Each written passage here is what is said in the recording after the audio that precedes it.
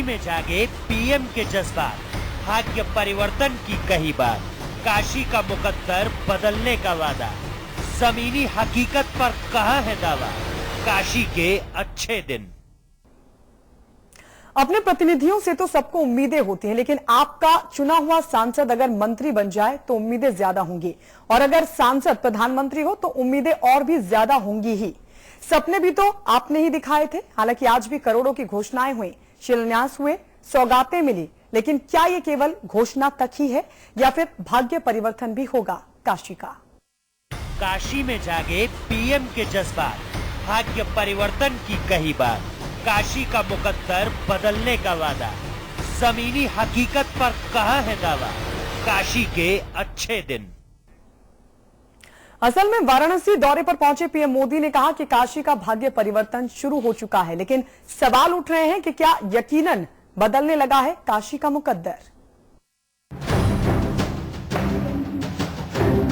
तमाम संभावनाओं से भरा था ये शुक्रवार काशी के लिए, क्योंकि प्रधानमंत्री आए। 8 महीने बाद बनारस वालों के सांसद आए। सबकी नजरें जमी थी सौगातों की पोटरी पर। पोटरी खुली तो निकला भाग्य परिवर्तन का दावा, और इसी दावे पर पीएम ने अपने अरमानों को हवा में लहरा दिया। ये कार्यक्रम सिर्फ कुछ गरीब परिवारों का जीवन बदलेगा ऐसा नहीं है। ये कार्यक्रम एक ऐसी शुभ शुरुआत है जो काशी के भाग्य को बदलेगा। माननीय प्रधानमंत्री जी से ट्रॉमा सेंटर बनारस हिंदू विश्वविद्यालय का कृपया शुभारंभ करावें। ट्रॉमा सेंटर का रिबन कटा, सौगातों की फेहरिस्त में रिक्शे बांटे, जनधन योजना के कार्ड बांटे, शिक्षा से लेकर गरीबी तक विचार बांटे, उपलब्धियों के उपहार बांटे, बारी विरोधियों की आई तो प्रहार बांटे। मैं हैरान हूं, जिन्होंने खाते नहीं खोले कभी, वो आज मेरा हिसाब मांग रहे हैं। बुनियादी बातों से कुछ दूर दूर से दिखे मोदी इस दौरे पर, लेकिन जनता तो नहीं बना सकती इन सब से दूरी। उसका तो दुख भी यही है, दर्द भी यही है। अभी तो दूर ही दिखते हैं काशी के अच्छे दिन। नहीं, अभी तो ये नहीं कहा जा सकता कि काशी के अच्छे दिन आ गए हैं। सड़कें दुर्दशाग्रस्त है, पेयजल की समस्या यथावत है, स्वास्थ्य की समस्या यथावत है। ऐसी उम्मीद थी कि मोदी जी के आने के बाद अच्छे दिन आ जाएंगे, लेकिन अभी जनता नाउम्मीद करती दिख रही है। भरोसे की बिसात पर ही तो बैठा है बनारस, लेकिन उम्मीदों का कारवां अभी अटका पड़ा है। लेकिन काशी के भाग्य परिवर्तन की शुरुआत काशी के लोगों को नजर ही नहीं आती, घोषणाओं के सिवा। जब से मोदी की सरकार बनी है, ये तो बराबर सुना जा रहा है कि अच्छे दिन आएंगे चुनाव के पहले से, लेकिन अभी तक ऐसी स्थिति नहीं आई है जिससे कहा जाए कि काशी के अच्छे दिन आ गए हैं। काशी की जनता को बहुत ज्यादा उम्मीद थी। देखिए, अगर अब तो उम्मीद कम लगता है। अभी तक तो काशी के अच्छे दिन नहीं आए हैं। हो सकता है कि आगे काशी का अच्छा दिन आए। बहरहाल काशी में मुकद्दर के सिकंदर बने मोदी तो कह दिया कि काशी का शुरू हो चुका है भाग्य परिवर्तन। लेकिन जमीनी हकीकत पर बड़ा सवाल ये है कि क्या काशी के आ गए हैं अच्छे दिन। साजिद अली के साथ ब्यूरो रिपोर्ट, समाचार प्लस। तो काशी दौरे पर आए प्रधानमंत्री मोदी ने 24 घंटे बिजली से लेकर सफाई, रोजगार, बुनकर पर बातचीत के साथ साथ प्रधानमंत्री मोदी ने कई योजनाओं का शुभारंभ भी किया और साथ ही कहा कि काशी के भाग्य परिवर्तन की शुरुआत हो चुकी है। तो सवाल यही है कि क्या वाकई इसकी शुरुआत हो चुकी है? सभी खास मेहमान हमारे साथ जुड़ चुके हैं। हमारे साथ बीजेपी के प्रवक्ता मनीष शुक्ला जुड़ चुके हैं, समाजवादी पार्टी के नेता संजीव मिश्रा हमारे साथ जुड़ चुके हैं, इसके अलावा कांग्रेस के नेता पंकज तिवारी हमारे साथ हैं, और साथ ही हमारे साथ पूर्व दिन राजेश्वर आचार्य भी जुड़ेंगे, और हमारे मैनेजिंग एडिटर अमिताभ अग्निहोत्री जी भी हमारे साथ लगातार बने हुए हैं। मनीष शुक्ला जी, मोदी कह रहे हैं कि काशी के भाग्य परिवर्तन की शुरुआत हो चुकी है, लेकिन लोगों को यह दिखाई क्यों नहीं दे रहा?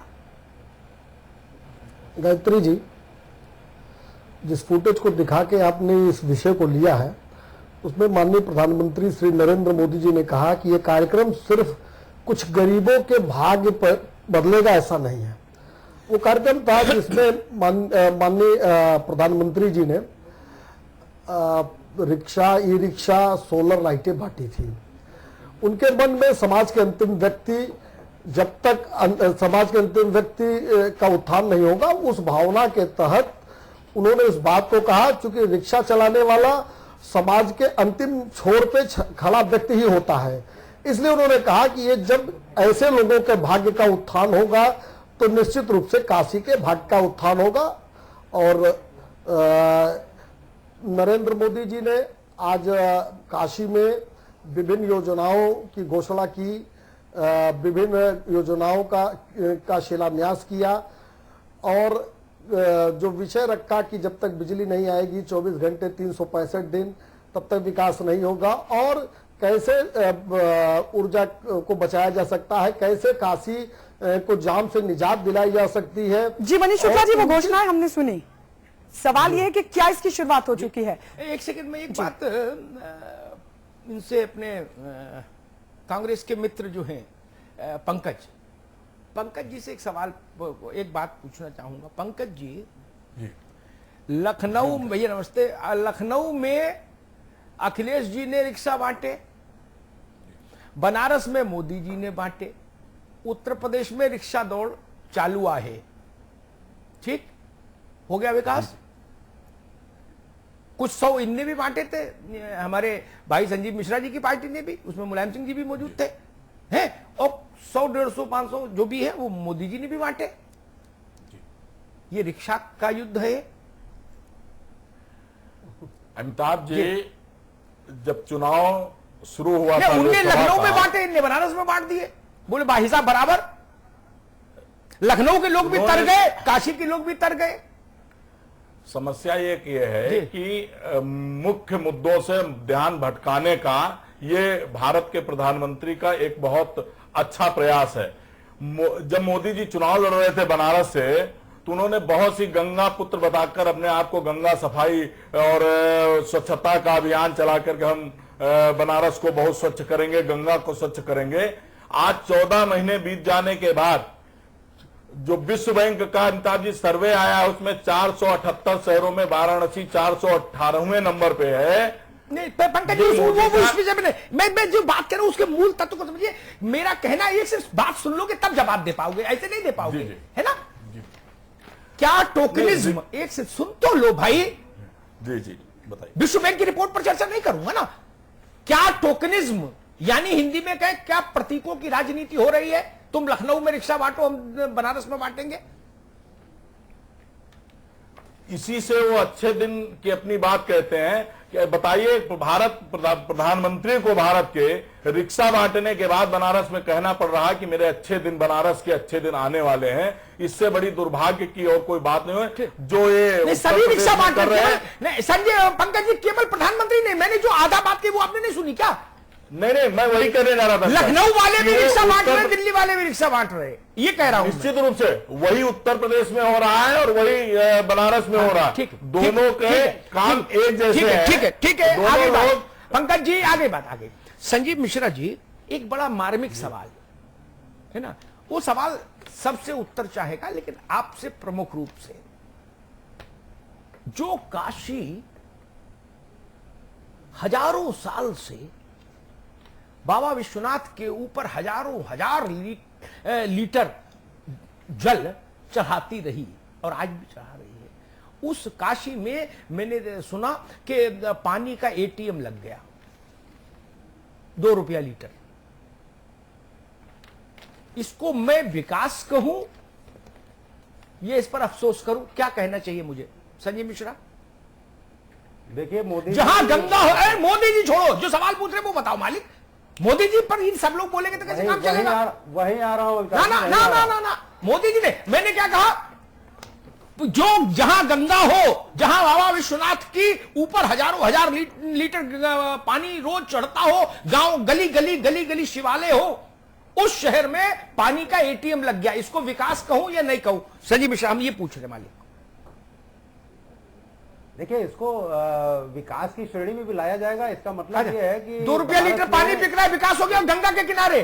बनारस में, सुन तो लीजिए, पूरी बात नहीं सुनते हैं आप लोग जी। बनारस में जहां इतना पानी शिव जी पर चढ़ाया जाता हो, वहां पर इस तरीके की स्थिति आने का मतलब ये है कि वहां पर पानी इसका मतलब खराब आ रहा था। मोदी जी को ये लगा हम इसका होगा मतलब कि बता पानी देंगे, खराब अभी आप बोल लो, फिर मैं इसका मतलब बताऊंगा कि ऐसी जरूरत क्यों पड़ी। इसका मतलब मैं समझाऊंगा, आप अपनी बात करो पूरी पहले मित्र। अब इसी विषय पर करना है कि पूरी बात भी करूं? नहीं नहीं नहीं, आपसे जो सवाल, जिससे जो सवाल उस पर उत्तर दो मित्र। सब एक ही विषय पर बोलोगे तब तो फिर दिक्कत आएगी ना। मैंने पूछा आप इस पे कुछ और अतिरिक्त जोड़ो तो बताओ, फिर मैं बताऊं कि ऐसी नौबत क्यों आई, उसके लिए कैसे कौन लोग जिम्मेदार हैं। ठीक है, आप बताइए।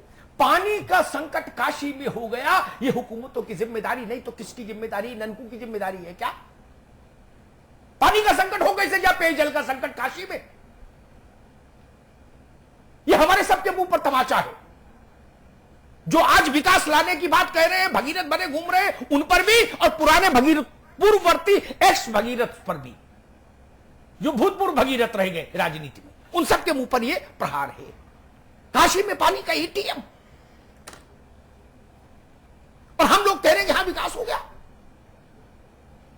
क्यों पानी, पेयजल की उपलब्धता क्यों नहीं सुनिश्चित हो पाई काशी में?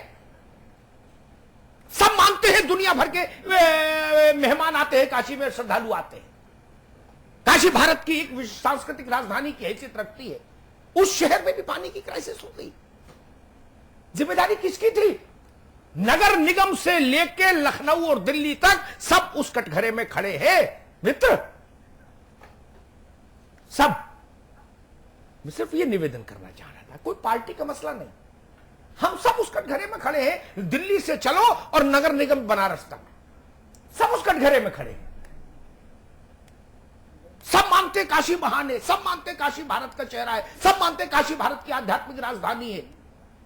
वहां भी पानी का संकट हो गया। हम इतने कमजोर और अक्षम लोग हो गए, सरकारें हो गई कि पानी की व्यवस्था नहीं कर पाए काशी की प्यास बुझाने के लिए। काशी को भी नलों से पानी नहीं दे पाए। मनीष जी, मैं आपकी बात से सहमत नहीं हूं। नहीं, आप नहीं होइए, आपको अधिकार है पूरा। बिल्कुल आपकी बात से सहमत पूरा अधिकार है, लेकिन तर्क देना होता है। 2 रुपए का एटीएम का पानी, अगर आपको उसमें आपत्ति लग रही है, ये आपका मैसेज जा रहा है कि वहां पर पानी का संकट हो गया, तो ये संभव नहीं। पानी का संकट हो गया। अगर आप दिल्ली से लेकर बनारस तक की अगर आप बात करोगे, बनारस में 10 रुपए, 20 रुपए और 15 रुपए का बोतल में पानी मिलता है। ठीक है, उससे ज्यादा सटीक है। आज आरओ का जमाना है, आज डेवलपमेंट हुआ है भैया। थोड़ा बहुत जमाना चालू हमें नल भी से पता पानी है, नहीं, वो अलग चीज है। वो चालू नल से जो पानी आ रहा हो तो है ही। आज लोग आरओ यूज करते हैं, और 2 रुपए में एटीएम से अगर ले लेंगे वो ज्यादा बेहतर रहेगा। 15 और 20 रुपए की बोतल लेने से ज्यादा अच्छा है। जी, मैं समझता बिल्कुल ठीक बात, आपकी बात सिर माथे। लेकिन थोड़ा बहुत जमाना हम भी देख लेते हैं कभी कभी, उतना तो नहीं देख पाते जितना आप लोग भ्रमणशील रहते हो, लेकिन थोड़ा बहुत जमाना हमको भी अंदाजे जमाना कहा जा रहा। एक और दूसरा, मैंने कहा कि काशी में पेयजल की समस्या कैसे हो गई, ये बड़ा सवाल नहीं है, इस पर जिम्मेदारी कोई नहीं लेगा। मनीष शुक्ला जी, देखिए अमिताभ जी, पानी की समस्या है, इससे तो इनकार नहीं किया जा सकता। और पानी की समस्या काशी में ही है और पूरे देश में नहीं है, ये इससे भी इनकार नहीं किया जा सकता। पूरे देश में आज पानी की समस्या है। और संजीव जी की बात जो उन्होंने कही कि बोतल बंद पानी आप दौड़ने से बिक रहा है, और बनारस में आज से नहीं बिक रहा, हमको लगता है 10 साल से बिक रहा होगा, 20 साल से बिक रहा होगा। और आज की तारीख में कितने लोग ऐसे हैं जो नलों से पानी निकाल के पी रहे हैं, और ये पानी उनके लिए है जो 20 रुपए बोतल खरीदते थे, 20 रुपए में बोतल खरीद के पानी पीते थे, और 20 रुपए की अपेक्षा कर 2 रुपए में लीटर पानी मिलता है। जैसे अभी रेलवे स्टेशनों पे बात हो रही है कि अगर अपना बोतल लेके जाएंगे तो 2 रुपए लीटर पानी मिल जाएगा। आज रेल नीर खरीदते हैं हम लोग ना 15 रुपए, 16 रुपए, 18 रुपए में, और उसके अपेक्षा अगर 2 रुपए में मिलेगा तो मुझे लगता है कि इसमें किसी की आपत्ति नहीं होनी चाहिए। एक विषय, दूसरा विषय है कि इस पे तुम लोग बहस कर सकते हैं कि कैसे पानी का संरक्षण हो, पानी मिले और कैसे साफ हो। लेकिन अभी तत्कालिक स्थिति जो है, जिस तरह से पानी की दशा है नदियों में, और सामान्यतः गाजियाबाद में और दिल्ली में आप अपेक्षा कर सकते हैं कोई नल का पानी पी सकता है, जिस तरह से वहां टीडीएस है। तो उन स्थितियों में, और दूसरी बात जो आज कहा गया कि मनीष शुक्ला जी एक बात बता दें आपकी जानकारी के लिए दोस्त, एक अर्जुन सेन गुप्ता कमेटी की रिपोर्ट पार्लियामेंट में रखी गई थी, भारत सरकार ने उसको आयोजित कराया था उस सर्वे को, जिसमें उसने कहा था हिंदुस्तान के प्रति व्यक्ति प्रतिदिन आय 20 रुपए या उससे कम के दायरे में 70% लोग हैं इस मुल्क में। मेहताब जी, और आप बता रहे हो कि भाई साहब 20 रुपए लीटर पानी खरीद के आदमी पी रहा है। मैंने कहा कितने लोग पी रहे हैं? ये उनके लिए पानी है जो खरीद के 20 रुपए लीटर पानी पीते हैं। अरे कितने लोग, अलग कितनी फीसदी है वो भारत की कुल आबादी का? आपकी स्टूडियो सुने कि स्टूडियो तो दारों का पानी पिया जा रहा है। पंकज तिवारी, 20 रुपए बोतल खरीदने वाले लोग भारत की आबादी का कितने फीसदी है? 2 से 3%। अरे इस दशा में पहुंचाया किसने? नहीं, कौन कितने परसेंट है? में जिसने 55 साल राज किया उसने पहुंचाया है। अगर ये किसने खाते से झूठ बताइए किसने पहुंचाया? झूठ बोलना अभी तक जो बताइए किसने पहुंचाया है? कुछ नहीं है तुमने। 89 के बाद आपकी भी उत्तर प्रदेश में सरकार रही है। देश में आपकी सरकार थी, आप देश में सरकार थी, आपकी पहले भी सरकार रही है। आपकी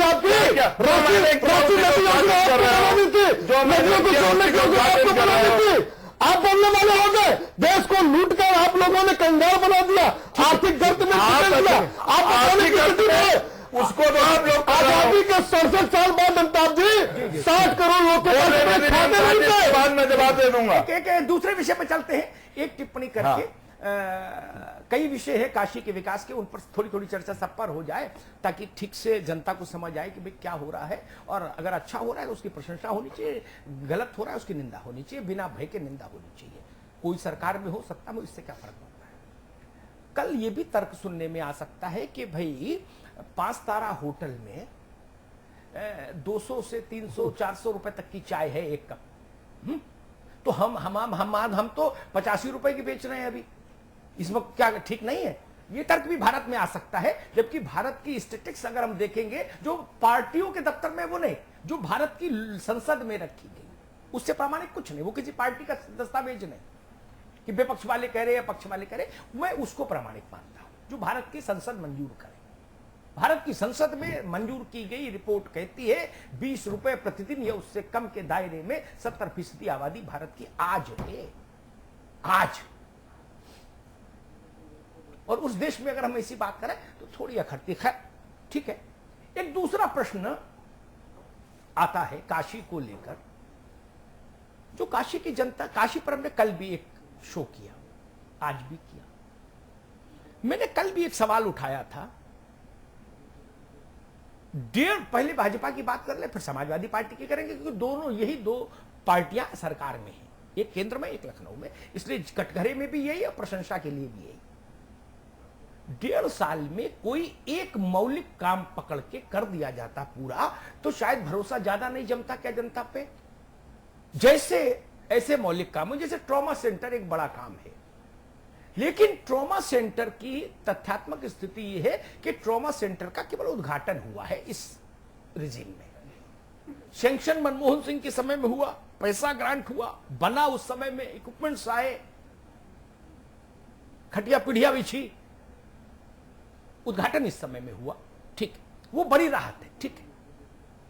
हमने एक उदाहरण दिया, काशी में बजबजाती हुई गलियां एक बड़ी समस्या है।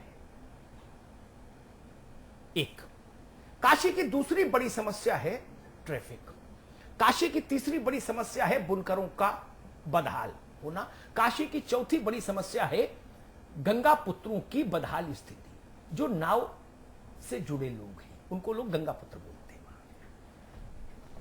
इन 4 समस्याओं पर आपको याद होगा, पता नहीं कुल हमारे मित्रों को, चुनाव के समय आपने शायद देखा होगा अखबारों में, संजीव मिश्रा जी, हजारों गंगा पुत्रों ने जो उनकी सभा है, और इस सभा को मालूम किसने बनाया था? पंडित मदन मोहन मालवीय बना के गए थे, है ना। उन लोगों ने कहा था हम चुनाव का बहिष्कार करेंगे, तो आपकी पार्टी वाले भी गए, भाजपा वाले भी गए, कांग्रेस वाले भी गए कि नहीं हम लोग आपको के दुख का सुख ख्याल रखेंगे और आप लोग चुनाव का बहिष्कार नहीं करेंगे। ये 4 प्रमुख समस्याएं थी। 3.5 साल में आपने 4 में कौन सी हल कर दी और 1.5 साल में आपने कौन सी हल कर दी, इस पर थोड़ी चर्चा हो जानी चाहिए। संजीव जी पहले आपसे शुरू कर ले, ये मनीष जी से बताओ। आप पे डिपेंड करता नहीं मालिक, चलो आप भी शुरू कर लेते हैं। ये 4 मौलिक समस्याएं हैं आज की नहीं, वो लंबे समय से 4 प्रमुख समस्याएं हैं जो रैंडमली अनपढ़ आदमी भी काशी में बता देगा आपको। इन 4 में कोई 3.5 साल में हल हो सकती थी कि नहीं? पिछड़ा छोड़ो, जो नहीं हुआ नहीं हुआ। संजीव मिश्रा जी। संजीव भाई मुझसे कह रहे हैं? हाँ जी जी देखिए, 3.5 साल पहले की जो स्थितियां थी और 3.5 साल में जो हमने किया, उसमें ये हालात नहीं थे कि बनारस में आप चल नहीं सकते हैं, बनारस में आप कोई भी डेवलपमेंट जो भी हो रहे थे, जैसे वहां पे पुल बन रहे थे, तो उनकी स्थितियां ये थी कि तमाम तरीके के डेवलपमेंट हो रहे थे और हुए। लेकिन माननीय मोदी जो जी मैंने 4 समस्याएं बताई वो बनारस में बहुत पहले से थी और उनमें रत्ती भर काम नहीं हुआ। मालिक हम भी बनारस जानते हैं। हाँ, मैं भी रत्ती काम नहीं हुआ जी, मैं भी वही बता रहा हूं। लेकिन इन 1.5 साल में क्या हुआ? नहीं, अब वो मनीष जी से पूछेगा। ना ये नहीं चलेगा। मनीष जी 3.5 पर बोले और आप 1.5 पर बोलो, ये नहीं चलेगा। अपनी जवाब दो। मैंने कहा 2 साल जो हमारे वाले थे, जब समाजवादी पार्टी की सरकार थी, तो वहां आप चल सकते थे अपनी गाड़ी लेकर के, आप कहीं भी इधर बनारस के लोग ऐसा नहीं कहते। भले बनारस के लोग ऐसा नहीं कहते। लेकिन 1.5 साल में क्या हुआ कि जितनी भी सड़कें थी सबकी खुदाई कर दी गई और हालात इस तरीके के हो गए, बनारस में चलना मुश्किल हो गया। ये गलत बयानी है। संजीव मिश्रा, एक से संजीव मिश्रा जी, मुझे पता नहीं आपका बनारस से कितना वास्ता है, ऐसी बात मत बोला करो जिस बात पर अड़चन हो जाए मुझे स्वीकार करने में मेरे गले के नीचे नहीं उतरे। मैं 1990 में बनारस के आज अखबार का दिल्ली में प्रतिनिधित्व करता था। मैं बनारस को एक पत्रकार की नजर से तब से देख रहा हूं, तब भी वहां ट्रैफिक नरक था। 1990 की बात कर रहा हूं। आप लोग बनारस समझा देते हो कि तब 2 साल पहले ऐसा नहीं था, सब लोग मौत से चल रहे थे, तब भी चलना नरक था बनारस में, और आज भी वही स्थिति है बदस्तूर। इतना समय बीत गया फिर भी वही स्थिति है बनारस में। जाके सर्वे करा लीजिए रैंडमली, हर आदमी यही बोलेगा, 4 समस्याएं गिनाएगा। सड़कों का बुरा हाल, बजबजाती हुई गलियां, घुटने घुटने कीचड़ घुस जाए, वो बुनकरों की समस्या, गंगा पुत्रों की समस्या और ट्रैफिक की समस्या। ये 4 मौलिक समस्याएं हैं और 5वीं जुड़ गई है पेयजल की अनुपलब्धता। मनीष भाई, ये 4 प्रमुख समस्याएं हैं जो बनारस के लोग बार बार कहते हैं। 1.5 साल में हम किसी एक को सुधार सकते थे? चारों तो नहीं सुधर सकती, एक को सुधर सकती थी क्या? बनारस में सड़क की बड़ी समस्या है, जाम की बड़ी समस्या है। बनारस की जो संरचना है, आप 1990 से देख रहे हैं, मैं भी जौनपुर का रहने वाला हूं, इसलिए बनारस की समस्याओं को मैं भी जानता हूं। बिल्कुल जानते होंगे। और उसी को देखते हुए आज जो प्रधानमंत्री जी ने जो घोषणाएं की 4 लेन और रिंग रोड की, अगर आपने उनके भाषण को सुना होगा तो उन्होंने इसका जिक्र किया कि एरोप्लेन से उतरने वाला और चाहे ट्रेन से पहुंचने वाला, चाहे बस से पहुंचने वाला, पहुंचने के बाद अपने गंतव्य तक पहुंचने के लिए हमेशा भयभीत रहता है। ये सत्य है, इसमें कोई दो राय नहीं है। जो भी जाता है अपने टाइम का मैनेजमेंट करता है। उसी के लिए रिंग रोड और 4 लेन सड़कों के निर्माण की बात कही गई। दूसरी बात देखिए अमिताभ जी, किसी भी व्यक्ति के जीवन में, चाहे वो गंगा पुत्र हो, उनके जीवन में जो विभिन्न समस्याएं हैं, उन समस्याओं को ऐसे समाज के अंतिम छोर में खड़े व्यक्ति की सभी समस्याओं को देखते हुए जो विभिन्न योजनाएं पिछले 1.5 साल में लॉन्च की गई, चाहे वो प्रधानमंत्री सुरक्षा बीमा योजना, गंगा पुत्रों के लिए भी फायदेमंद है। आज के पहले ऐसे गरीब लोग जिनके पास दुर्भाग्य से उनके साथ कोई दुर्घटना हो जाए तो उनके परिवार का कोई पोषाल करने वाला नहीं था, 1 रुपए मात्र में उसको 2 लाख की बीमा की योजना दी गई, जिसका उपयोग वो भी कर सकते हैं, गंगा पुत्र भी कर सकते हैं। अटल पेंशन योजना, जीवन ज्योति योजना, सुकन्या समृद्धि योजना, ऐसे तमाम योजनाएं जो गरीबों के लिए ही की गई है और उसका लाभ ऐसे विभिन्न क्षेत्रों में काम करने वाले, चाहे वो नाविक हो, और मुद्रा बैंक की जो प्रधानमंत्री मुद्रा बैंक की स्थापना की गई है, 10,000 से लेकर 10 लाख तक जो लोग हैं, जो लोग अपना व्यवसाय करना चाहते हैं, चाहे मोची का, चाहे चाय की दुकान लगाना चाहते हो, ऐसे विभिन्न छोटे छोटे काम करने वाले लोग बैंकों से 11.25% पर लोन लेके सालाना लेकर अपने अपने जीविका का आरंभ कर सकते हैं। ठीक तो ये सब- ठीक है। आपने उन जो जेटली जी ने भी मेरे ख्याल से कल बताया था पंच क्रांति, आज मोदी जी ने भी उनको दोहराया, आपने बताया। पंकज तिवारी, ब्रेक के बाद आपसे एक सवाल पूछेंगे।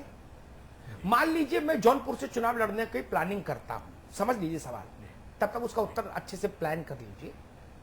मान लीजिए तो मैं जौनपुर के बारे में पूरी हिस्ट्री ज्योग्राफी समझने की कोशिश करूंगा, वहां की अच्छाइयां, वहां की बुराइयां, वहां की कमियां, वहां की समस्याएं मेरे संज्ञान में आ जाएंगी। चुनाव जब लड़ने जाऊंगा तो 3-4 महीना वहां घूमूंगा भी, बीच बीच में जाऊंगा आऊंगा, और चुनाव के समय मेरे सिस्टम वहां काम करेगा, तो मेरे पास ब्लूप्रिंट पूरा तैयार हो जाएगा। मैं जीतू चाहे हारूं, मुझे पता होगा किस मोहल्ले में क्या समस्या है। यही नियम है राजनीति का, यही राजनीति का दस्तूर है। संयोग से जौनपुर से जीता हुआ आदमी हो जाए उत्तर प्रदेश का मुख्यमंत्री या भारत का प्रधानमंत्री, तब 1.5 साल इस बात के लिए क्यों इंतजार किया जाए कि अब यह रिंग रोड बनाई जाए, इसकी फाइल आगे बढ़ाओ। ट्रैफिक की जाम है, मारा मारी है, काशी के फेफड़े चोक हो गए धुएं में, ये बात तो पता है। 1.5 साल इंतजार किसके लिए किया? ब्रेक के बाद इस पर सवाल करेंगे आप। एक छोटा सा ब्रेक हम ले रहे हैं, फौरन लौटते हैं।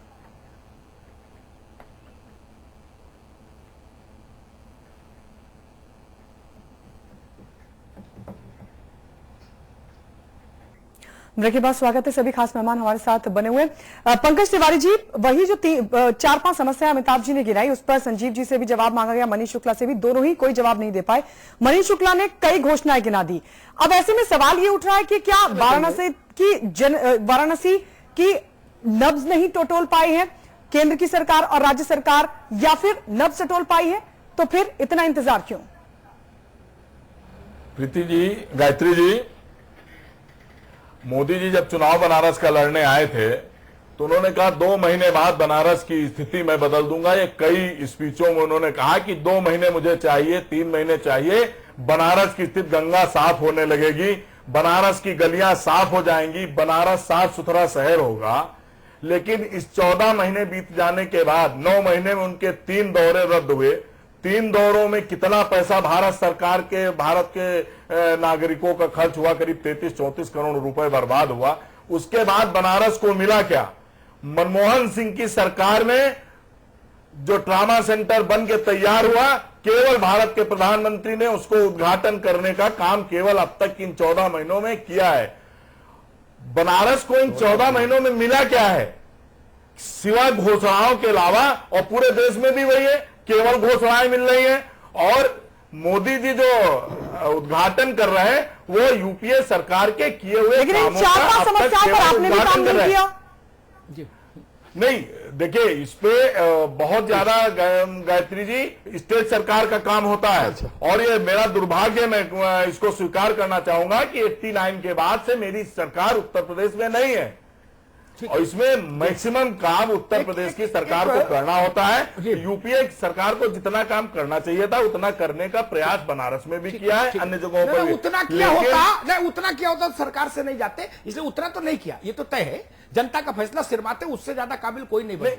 मैंने उसको शर्माते, मैंने कहा ना कि इसका मतलब काम नहीं किया। अच्छा काम करते तो कोई क्यों हटाता?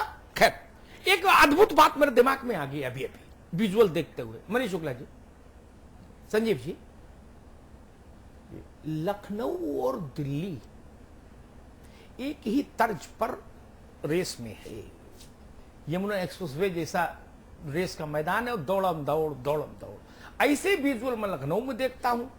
ऐसे बड़े बड़े वो फोटो फ्रेम वाले चेक नहीं होते, जिसमें चेक को वो उस पर करा के फ्लेक्सी पे कार्डबोर्ड लगा के, है ना, तो वहां भी बट रहे। कन्या विद्याधन और समाजवादी पेंशन और मेरी बेटी उसका कल और नाना प्रकार की सरकार की योजनाएं हैं, है ना, लैपटॉप वगैरह और सब चीजें ऐसे डब्बों में ऐसे सजे सबरी चीजें हो रही हैं। वो भी रिक्शा बांटे, ये भी रिक्शा बांटे, उनने ई बांटे, इनने भी ई बांटे, वो जी बांटेंगे, ये जी बांटेंगे, वो WYZ रिक्शा लाएंगे, ये भी WYZ रिक्शा दे देंगे। ऐसा चल रहा है क्या? एक ही से सीन, एक ही सी भाव मुद्रा, एक ही से समारोह दिख रहे हैं मुझे। अभी मैंने एक लखनऊ का फंक्शन देखा था जिसमें पूरा 5 कालिदास मार्ग की पूरी दीवार पर ऐसे काले पत्थर लगे थे जिन पर सुनहले अक्षरों से लिखा था। कितनी सारी योजनाएं थी, मेरे ख्याल से बहुत सारी योजनाएं थी। एक बटन से उनका भी शिलान्यास हुआ। ऐसे दृश्य काशी में था। दीवार थोड़ी छोटी थी, 3 योजनाएं थी लेकिन थी।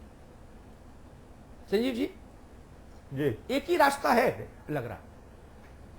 नहीं अमिताभ जी, रास्ते बहुत अलग अलग हैं। अच्छा, लेकिन उनको एक दिख नहीं रहे, लेकिन चश्मे से देखना उचित नहीं रहेगा। अच्छा तो आप बताओ, चश्मा बदल लेते मालिक, आप आदेश करो। आप समाजवादी पार्टी ने जब विधानसभा का चुनाव लड़ा था, हाँ, तो जो एजेंडा था उस पर काम किया है। हाँ, तो वो कहते हैं कि हमारा जो एजेंडा है उस पर काम कर रहे हैं। लेकिन दुर्भाग्य है कि भारतीय जनता पार्टी और मोदी जी ने जिस तरीके के उस समय शिगुफे दिखाए थे पूरे देश को कि 100 दिन में महंगाई कम करेंगे, 100 दिन में भ्रष्टाचार खत्म कर देंगे, 100 दिन में काला धन भी ले आएंगे, और उनके साथ साथ बाबा रामदेव भी चल रहे थे जो आज मैं समझता हूं कि गाय का देसी घी बेच रहे हैं। और आप तो दाल भी उन्होंने बेचना शुरू कर दिया जब दाल इतनी महंगी हो गई। वो तो तब भी आजादी है भैया, कुछ भी बेचे। देखिए एक बात बहुत साफ सी, हाँ, तो इसीलिए तो उनका तो 10-20 गुना मैं समझता हूँ कि पूरा वो सबको आजादी भैया, दाल का एक चीज कोई भी बेचे उसमें क्या है। हाँ, तो उस समय वो भी ये बात कह रहे थे कि मोदी जी अगर आएंगे तो काला धन लाएंगे, और काला धन आएगा तो 15-15 लाख सबके अकाउंट में आएगा। ठीक है, मेरे कहने का ये मतलब है कि इस तरीके की शिगुफीबाजी बहुत ज्यादा ठीक नहीं होती है। समाजवादी पार्टी ने अपने एजेंडे पे काम किया है, वो भी अपने एजेंडे पे कर रहे हैं, फिर तो बहसी खत्म हो गई। सकता है कि कुछ चीजें रह गई हो, लेकिन अगर हमने लैपटॉप की बात कही तो लैपटॉप बांटने का। संजीव जी एक निवेदन कर दूं आपकी सेवा में। आप कह रहे हो हम अपने एजेंडे पे काम कर रहे हैं, मनीष जी की तरफ से मैं बोले दे रहा हूं इतना अधिकार लेके, वो भी ये कह सकते हैं कि हम अपने एजेंडे पे काम कर रहे हैं। ठीक, दोनों अपने अपने एजेंडे पे काम कर रहे हो। जनता कह रही मेरा एजेंडे नहीं कुछ सुन रहा। देखिए उन्होंने 100 दिन की बात कही थी, हमने 100 दिन की बात नहीं कही थी। आपने 3.5 साल तो ले लिए, उसमें क्या किया संजीव मिश्रा जी? हमने जो 5 साल में कमिटमेंट किए थे तो आपका टाइम निकल गया बाबू, करने का काम किया। 70% तो टाइम निकल गया, अब तो फिल्म बची है। इंटरवल के बाद भी थोड़ी सी फिल्म बची है। हमें करना था वो हमने 3.5 साल में काम किया। मनीष शुक्ला जी, और हमने नई चीजें भी, ई रिक्शा अगर बांटा तो हमने बांटा। आज प्रधानमंत्री जी कह रहे थे कि एलईडी की बात कर रहे थे कि भाई एलईडी अगर चलाई जाए, ये वाले पुराने देसी बल्बों को हटाया जाए, तो एलईडी के बांटने का उत्तर प्रदेश में पहले से एक काम चल रहा है। आज वही तो मैं कह रहा हूं, आज उनको कहना चाहिए था कि उत्तर प्रदेश में एलईडी भैया सुन तो वही एक संजीव मिश्रा जी, मुझे मनीष शुक्ला के पास है ना, सुभाष घई और दूसरा कोई फिल्म निर्देशक बताओ, मुजफ्फर अली, कोई नाम ले लो, दोनों एक ही सी फिल्म बना रहे हैं। ये नहीं स्थिति है मिश्रा जी, ठीक बात है। इसलिए मैंने कह दिया जो रिक्शा आप बांटोगे सो ये बांटेंगे, जो बल्ब आप बांटोगे सो ये बांटेंगे, जो मुरमुरा आप बांटोगे वो ये बांटेंगे। समाजवादी पार्टी ने भी ये काम किया, उत्तर प्रदेश में डेवलपमेंट हो रहा है, इसको भी तो बोलना चाहिए प्रधानमंत्री जी को। आपके खिलाफ तो प्रधानमंत्री ने बोलना बंद कर दिया लंबे समय से, आप इससे खुश नहीं है? नहीं, खिलाफ नहीं हो तो उनको तो बताना चाहिए, वो तो तारीफ भी करते हैं। ये हमको बनारस में नहीं। मिश्रा जी बहुत अदब से आपसे कहूंगा मित्र, मुझे ये एहसान फरामोशी लग रही है ना, इतना धन्यवाद तो दो। सहारनपुर में आए, आपके बारे में कुछ नहीं कहा, बनारस में कुछ नहीं कहा, उस कांग्रेस के बारे में कहा जो 3 न 13 में उत्तर प्रदेश में पिछले 25 साल से, और ना आगे आने की स्थिति में, उस पर भाषण केंद्रित किया। लेकिन उत्तर प्रदेश सरकार पर तो कॉमा फुल स्टॉप किंतु परंतु कुछ नहीं बोला। इतना गुडविल जेस्चर अच्छा नहीं लग रहा। कम से कम एक ये तो कहिए कि यस थैंक यू सर। शिक्षा मित्रों पर भी पर्दा डाल गए आज, क्या आपको राहत दी? शिक्षा मित्रों पर भी कहा कि मैं नहीं समझता उत्तर प्रदेश सरकार कोई नुकसान करना चाहती है, हम लोग बात करेंगे, ठीक ना? वो तो नहीं बोल रहे जो पहले बोलते थे, किसकी सरकार बताते थे, मुझे बोलने की जरूरत तो नहीं ना, अब तो नहीं बताते उसकी सरकार।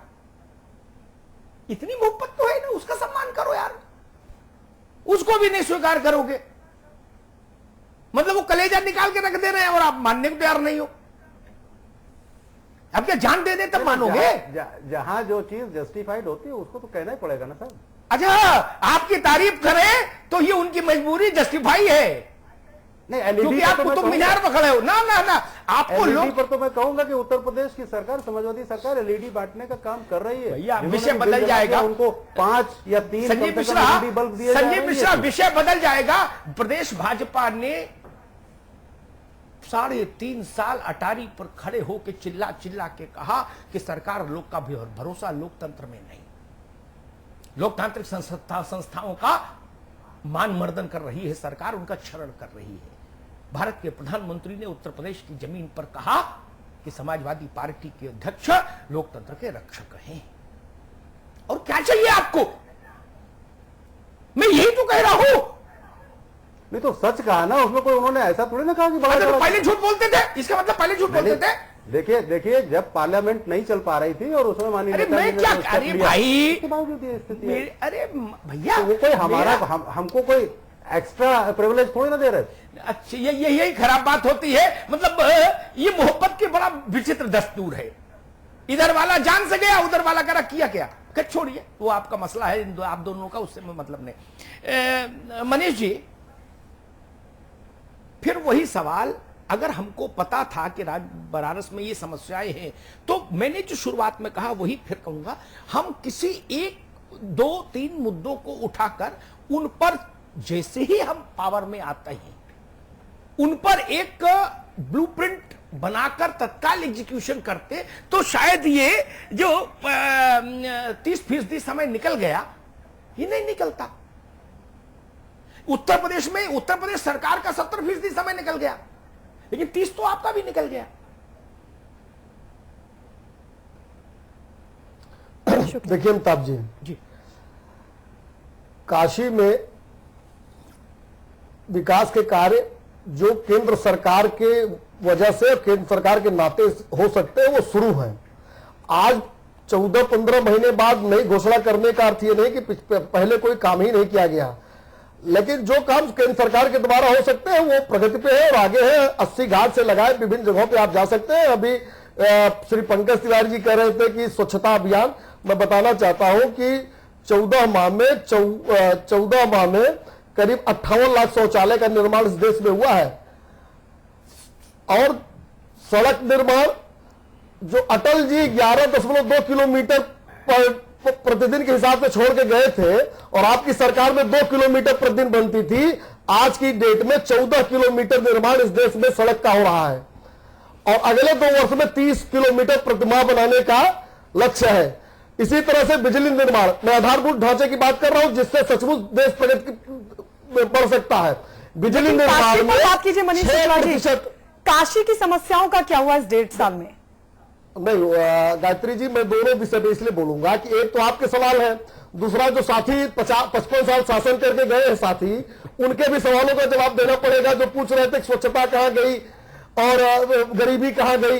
अरे आप अमेठी रायबरेली की तरफ उठा के देखिए, जहां 50 साल से आपके 2 बड़े नेता रह गए, आपका परिवार रह गया, वहां क्या हाल कर दिया। जगदीशपुर के फैक्ट्रियां बताती है आपके हाल, आपके हाल बताती है।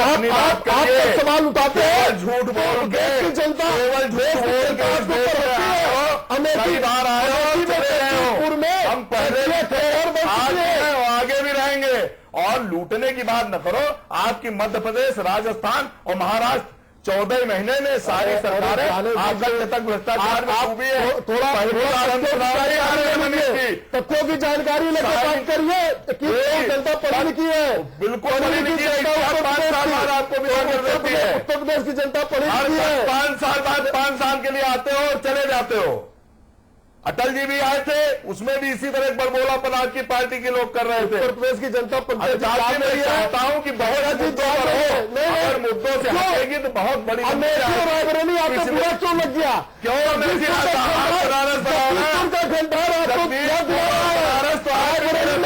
मनीष शुक्ला जी, क्या काशी इसी आरोप प्रत्यारोप में फंसी रह जाएगी? पिछली सरकारों ने क्या किया, आप क्या कर रहे हैं? आप सवाल जब आप पंकज तिवारी जी प्लीज कंप्लीट करने दीजिए उनको। मनीष शुक्ला जी जल्दी से।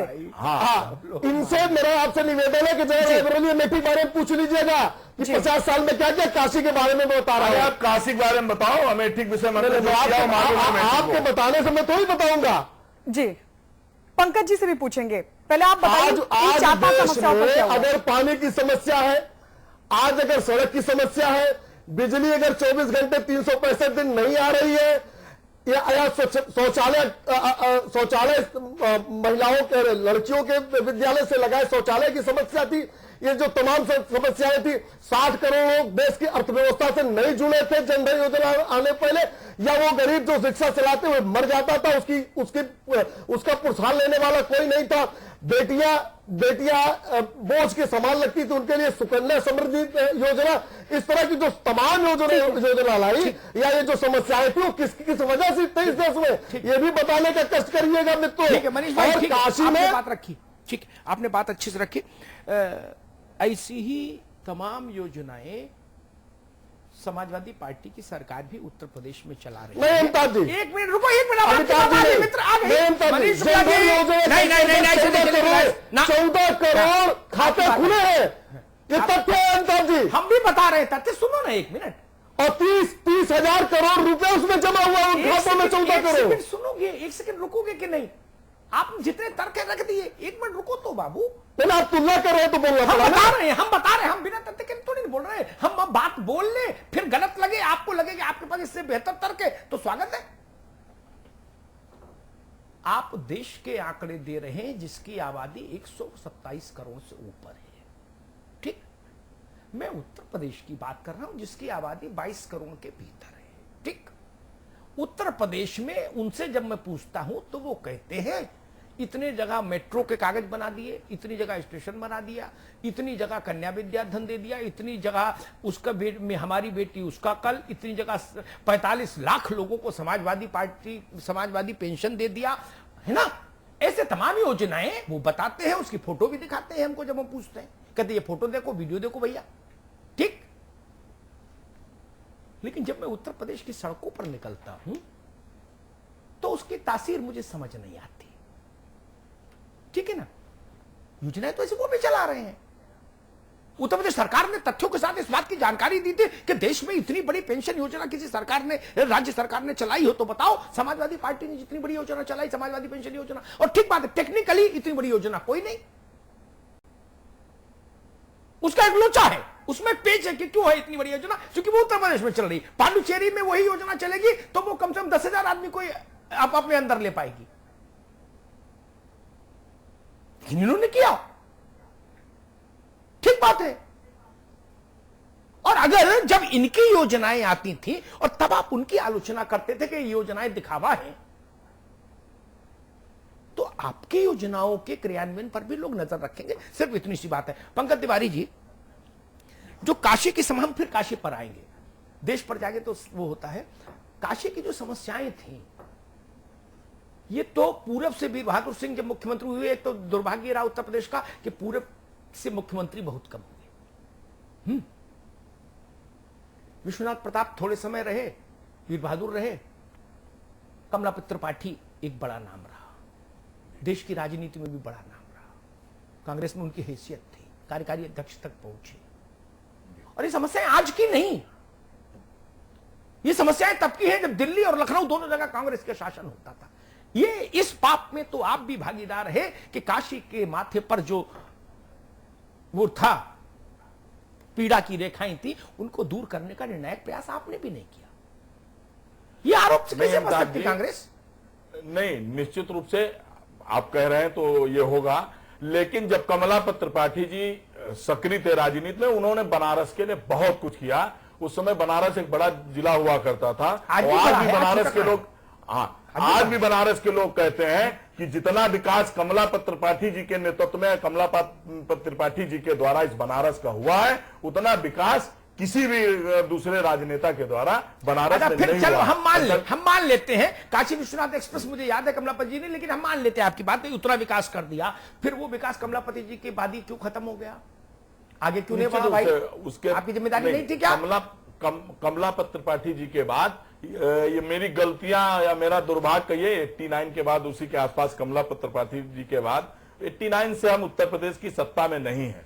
और उत्तर प्रदेश की सरकार का जिले में अमिताभ जी बड़ा योगदान होता है विकास के क्षेत्र में। मान लिया 15 साल से मेयर बीजेपी का है, वहां नालियां और खड़ंज जो अंदर की गलियां हैं, ये नगर निगम का काम होता है। ये सही है कि हम वहां नहीं जीते हैं, हम में कमियां रही होंगी, लेकिन जिनको जनता ने चुना है उन लोगों ने भी बनारस के साथ न्याय नहीं किया है। भारत के प्रधानमंत्री जब वहां चुनाव, उस समय मुख्यमंत्री गुजरात के थे, उन्होंने बड़ी आशाएं बधाई थी बनारस को, लेकिन प्रधानमंत्री बनने के बाद 15 साल के बाद बनारस वहीं खड़ा है। अमिताभ जी, बनारस का कोई पुरसा हाल नहीं बदला है। बनारस में कोई ऐसा परिवर्तन नहीं आ गया है कि ये कहा जाए कि भारत के प्रधानमंत्री ने वहां ऐसा कर दिया है कि बनारस का भाग्योदय हो गया, बनारस का भाग्योदय होने लगा। ऐसा कुछ नहीं है। एक रिक्शा वाहक के प्रधानमंत्री रिक्शे वालों को कह के कहे कि बनारस का भाग्योदय हम कर रहे हैं, ये सोचने वाली बात है और बड़ी विडंबना है इस देश की, देश के प्रधानमंत्री। आपकी बात है मनीष शुक्ला जी, वक्त नहीं है। मनीष शुक्ला जी, अमिताभ जी संपादक ठीक है मनीष जी, आगे एक बात मैं कहूंगा, भारतीय जनता पार्टी बनारस के मामले में ज्यादा तीखे कटघरे में हमेशा खड़ी रहेगी। उसके ऐतिहासिक कारण है। भाजपा के लोग अटारी पर खड़े होकर चिल्लाए फिर भी भाग नहीं सकते, बंधन टूट नहीं सकता, वो कटघरा खत्म नहीं हो सकता। शंकर प्रसाद जायसवाल लंबे समय तक वहां से सांसद रहे, फिर एक बार गलती से कांग्रेस के राजेश पांडे का मुकद्दर जोर मारा तो वो हो गए एमपी, वो भी एक ही बार रहे, फिर भाजपा के पास आ गए। वाजपेयी जी की सरकार में बहुत प्रभावशाली मंत्री, नंबर 3 के मंत्री डॉक्टर मुरली मनोहर जोशी, जोशी जी के कद का आदमी वहां प्रतिनिधित्व करता रहा। ऐसा थोड़ी ना कि पहले कोई ननकू वहां से भाजपा का सांसद था और आज पहली बार मोदी जी गए तो लगा को बड़ा आदमी आया। जोशी गए थे तब भी बड़ा आदमी था, तब भी काशी को लगा था कि बड़ा आदमी आया, इसकी हैसियत है भाई। और राज्य में भी सरकार रही भाजपा की, कल्याण सिंह रहे, राजनाथ सिंह रहे, रामप्रकाश जी रहे ना सरकार। और केंद्र में पनीर जी की सरकार रही, वाजपेयी जी की। नहीं, काशी के साथ सबने न्याय नहीं किया तो भाजपा ने भी नहीं किया, ये भी तय है। इतनी बात कह रहा हूं। इसके उलट एक बात और कहता हूं, बात थोड़ी अटपटी है, मैं सिद्धांतताओं से सहमत नहीं होता कभी। मैं तो कहता हूं कि राजा की दृष्टि समदर्शी होनी चाहिए, सबका विकास करे एक साथ, नारा नहीं दे, करे।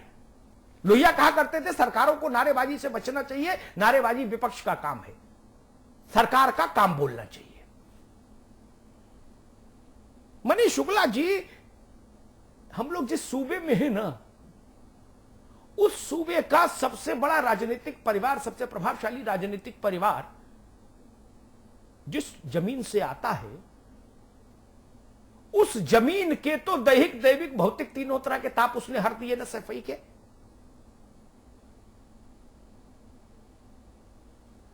विश्व स्तर की सड़कें हो गई, विश्व स्तर के संस्थान हो गए, स्टेडियम है तो चमचमाता हुआ है, गेस्ट हाउस है तो ऐसे कि दिल्ली के होटलों को मात करें। देश भर से लाके डॉक्टर वहां बैठाल दिए अस्पताल में, सूबे भर में सबसे सस्ता इलाज वहां हो रहा, कोई ऐसी बीमारी की मशीन नहीं जो वहां लग नहीं गई। ये ना मुरली मनोहर जोशी काशी के लिए कर सकते थे, 1.5 साल में प्रधानमंत्री जी भी कुछ ऐसा कर सकते थे। और यही आरोप तो कांग्रेस पर लगता है, और ठीक भी है कुछ सीमा तक आरोप। मैं नहीं जाता फिरोज गांधी तक, लेकिन जब यशपाल कपूर इंदिरा जी के लिए जगह चुन रहे थे और उनकी निगाह रायबरेली पर गई, उसके बाद से तो मानो कि लगातार चल रही श्रृंखला। फिरोज गांधी को तो चलो आपके परिवार में थोड़ा बगावती भी माना जाता था, पंडित जी से उनके संबंध भी बहुत अच्छे नहीं थे, लेकिन फिर तो बिटिया रही आज तक। और ये भाजपा, सपा, बसपा, ये तो आपके सामने अभी टीनेजर हैं उम्र में, जवान भी नहीं हुए। आप तो पुराने खिलाड़ी हैं राजनीति के, सत्ता आप ही के साथ रही दिल्ली और लखनऊ। तो इसीलिए मनीष शुक्ला सवाल पूछ लेते कि आपने फिर वहां क्यों नहीं स्वर्ग उतार दिया धरती पर, जब कोई रोकने वाला नहीं था। ये प्रश्न है। वैसे ही जैसे अगर हम ये प्रश्न भाजपा से करेंगे कि मुरली मनोहर जोशी वहां से रहे, विकास क्यों नहीं हो गया, और शंकर प्रसाद जायसवाल की बात नहीं कह रहा मैं मुरली मनोहर जोशी को कटघरे में खड़ा कर रहा हूं। मैं मानता हूं जायसवाल की हैसियत उतनी बड़ी नहीं थी, लेकिन जोशी जी की थी, और प्रधानमंत्री की हैसियत को तो कोई कहने ही नहीं, सर्वाधिकार सुरक्षित। तब ऐसा नहीं हुआ। और पंकज भाई एक बात कहूं आपसे, मेरी तरफ से 1-2 दिन की छुट्टी निकालो, सैफई और अमेठी और रायबरेली देख आओ, जो दिल कहे सो मान लेना, मेरी मत सुनना। भूल जाओ हम कांग्रेस के हैं कि भाजपा के, सपा के, बसपा के। वैसा बना देते तो भी जय जयकार हो जाती, फिर स्मृति ईरानी की एंट्री ही नहीं होती फिल्म में। एंट्री क्यों है? जितना बड़ा आदमी जाएगा उतनी बड़ी अपेक्षा जगाएगा, और अपेक्षाओं का हिमालय अगर पूरा नहीं होगा तो काले झंडे झेलना पड़ेंगे, जान लीजिए, झेलना पड़ेंगे। ये भाषण, ये अच्छी भाव व्यंजना, अच्छी भाव मुद्रा, इससे जनता बहुत समय तक बंधती नहीं। पूरब में एक और उदाहरण देता हूं। मनीष शुक्ला जौनपुर के हैं, ये अच्छी से उससे वाकिफ होंगे उस बात से। पूरी कांग्रेस ने क्या किया मुझे पता नहीं। कल्पनाथ राय ने अपनी कॉन्स्टिट्यूंसी को पूरब में सबसे बेहतर जिला बना खड़ा कर दिया था, अकेले दम कर दिया था कि नहीं कर दिया था? बताइए, कोई कहे कि नहीं किया? एक आदमी जब इतना कर सकता है, कल्पनाथ राय मोदी नहीं थे, मुरली मनोहर जोशी नहीं थे, वो मुलायम सिंह भी नहीं थे, मायावती भी नहीं थे, उतने बड़े भी नहीं थे, लेकिन कर दिया ना। उदाहरण है, हाथ कंगन को आरसी क्या, पढ़े लिखे को फारसी क्या। हम वैसा भी नहीं कर पाए, क्यों? 1.5 साल में बनारस साफ हो जाता, गलियां बजबजाती नहीं, तो भी मैं 100 में 100 नंबर दे देता। पुल बनने में समय लगता है, मैं जानता हूं।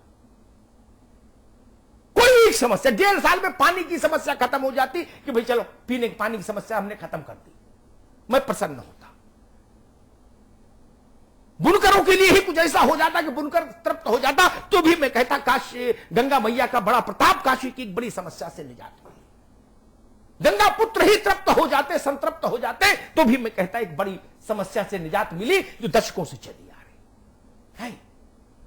भूख थी खाने की, आपने पंचामृत बांट दिया सबको, बोले इसको पियो फिर बाकी बाद में देखेंगे। 9 दिन का व्रत टूटा है मित्र, केवल पंचामृत से कैसे जीवन चलेगा, पेट भरेगा? 9 दिन के भूखे हैं।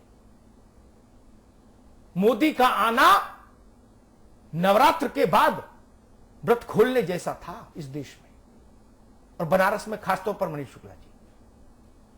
और अगर नवरात्र के बाद व्रत खोलने वाले को आप ये कह दो कि चाचा तब तक ये गंगा जल लो, फिर खाना बनवाएंगे तो खिलवाएंगे, तो ज्यादा तकलीफ होती है। सिर्फ ये कह रहा हूं। बहुत बहुत धन्यवाद। बहुत बहुत शुक्रिया आप सभी का हमारे साथ जुड़ने के लिए। संजीव जी, मनीष शुक्ला जी, पंकज तिवारी जी, आपका बहुत बहुत शुक्रिया। अमिताभ जी, आपका बहुत बहुत शुक्रिया इस चर्चा में बने रहने के लिए।